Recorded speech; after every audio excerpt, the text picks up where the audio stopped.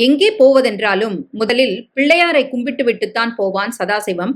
அவனுக்கு ஆரம்ப காலத்திலிருந்தே அவன் அம்மா அவனை அப்படி வளர்த்திருக்கிறாள். அன்றும் கோவில் வாசலில் போய் நின்றான். அது ஒரு தெரு முக்கு பிள்ளையார்.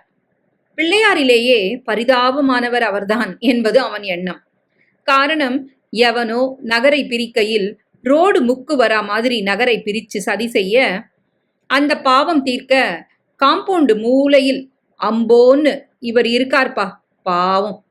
ஒரு நெய்வேத்தியம் உண்டா? நாள் கிழமை உண்டா?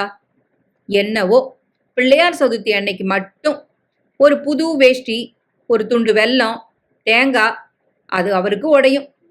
அவருக்கே பகவான் கிருபை இல்லைன்னு வச்சுக்கோங்களேன். அப்பனே விநாயகா, என் கூடவே வா. 2 வீலர் வண்டி முதல்ல ஓட்டுறேன். இனிமேதான் லைசன்ஸ் எல்லாம் எடுக்கணும். நீ என் கூடவே வா. வந்தா என்னவா? அது ஒண்ணுமில்ல, ஒரு தைரியமாத்தான் இருக்கும், அவ்வளவுதான்.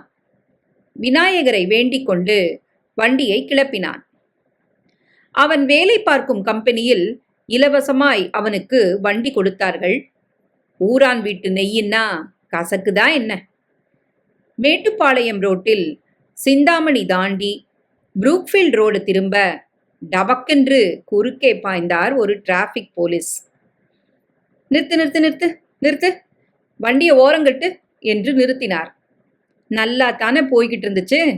லாரி பின்னாடியே அப்படியே பம்மி பம்மி மறைஞ்சுதானே ஓட்டிக்கிட்டு வந்தேன். லைசன்ஸை எடுத்துக்கிட்டு வாப்பா. மிரட்டலாய் சொல்ல, லைசன்ஸ் இல்லை சார், பம்மினான். 200 ரூபா கொடு என்றார். 200 பெருசு இல்ல, ஆனா எப்படி கரெக்டா தாங்கிட்ட லைசன்ஸ் இல்லைன்னு இவர் கண்டுபிடிச்சாரு? அதான் ஆச்சரியமா இருந்தது. கேட்க அவர் சொன்னார், ஊர்ல ஓடுற 100க்கு பாதி வண்டிக்கு லைசன்ஸ் இருக்காதுப்பா, தெரிஞ்ச கதை தானே. கையில 200ஐ திணிக்க, அந்த பொட்டி கடையில போட்டுட்டு போ என்றார். கைக்கூலி வாங்க ஒரு கடையா? ஓ அப்படியா சார்? இன்னொரு சந்தேகம் சார், உங்க பேரு? நிமிர்ந்து பார்த்துவிட்டு இவன் வயதையும் வனப்பையும் பார்த்த தைரியத்தில் கணேசன் என்றார். கூடவே வான்னு கூப்பிட்டதுக்கு இப்படியா விநாயகா என தன்னையே நொந்து கொண்டான் சதாசிவம்.